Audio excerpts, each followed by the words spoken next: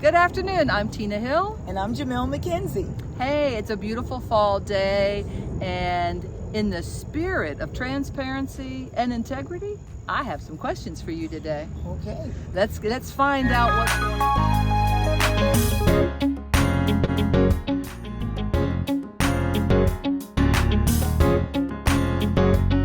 Awesome. Yeah. My second question has to do with one of your pillars, which is the economic development. So I know you've been on BIDA. There's a lot of gnashing of teeth about BIDA and who's on it, why isn't it working? And I know surface-wise, of course, everybody expects this to just be developed. There's a lot of hiccups along the way. Can you sort of talk about economic development and some of those hiccups? Yeah, I mean,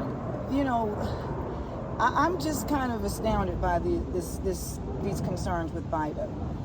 Being a BIDA board member for 5 years, we have had our challenges, but our challenges have not been from within the BIDA board. Okay. They have been with miscommunication on the part of economic development in the city, miscommunication to our developers in regard, they meet with the council and the mayor and they get one piece. I can't tell you how many BIDA meetings that we've had over the past 3 years, and I've been on BIDA for 5, where a developer would say that they had talked to somebody else about something, and we're at the meeting and the BIDA board's hearing it for the first time. So the community, so you have developers that are under the auspice of one thing happening, then they get to us and we didn't know. And you can't just spring information and ask people to vote on it at the meeting. Right. I mean, we get packets. I've had packets that were this thick. Mm-hmm. And, that's in paper because they email them to us as well. The other issue that we have, aside from the fact that there was a freeze, I mean, we were not able to, during the COVID pandemic in 2020, they stopped the development, the broker that was the person that was actually responsible for buying properties in BIDA, because remember we have 40 properties in BIDA for sure. Okay. And that's 311 acres rather. Let me go back to 6 West, because I know the BIDA issue is a 6 West issue. It is.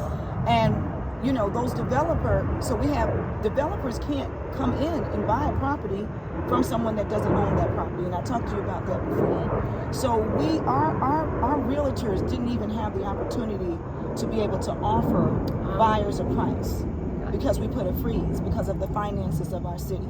So now that's being lifted, and that was the $1.8 million that I was discussing at the council meeting. Gotcha. Because in order for us to buy all those 40 properties, that is pretty much the quote, 1.8 million. So if the city had $1.8 million right now, we could offer that money to the persons that own that property, and hopefully they would purchase it. Right. So BIDA's going to have to keep on working through that. The other issue that we have with BIDA is the past 3 years of BIDA, I received new board members. So I'm the only one that's been on BIDA, was on BIDA for this 5-year period. Okay. But most of the board members have been there for less than 3 years, or when I left anyway. And so they're very intelligent women, because they were all women. There you go. Go, ladies. And and some of them are Six Sigma, green belts. And okay. I mean, these are accomplished business women, doctor this, Mm-hmm. and Indian chief that. And the concern was the process. They're very concerned about process. And we began to realize that there was inconsistency in how business was being conducted by the city of College Park in conjunction with BIDA and developers. Okay.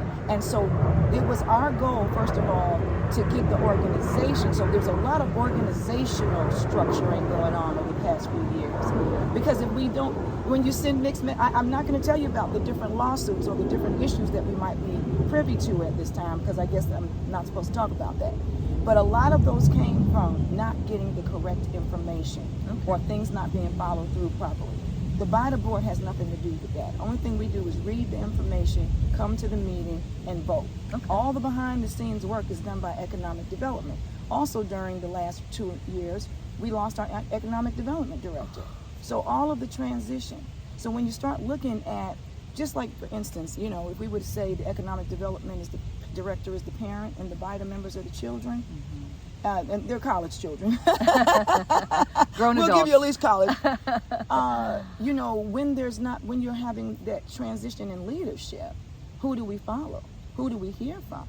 So there was a lot of that. So you just got to take, organizations are only as great as the people that lead them. Mm-hmm. Very, very true. And the people that lead them aren't perfect. Yep.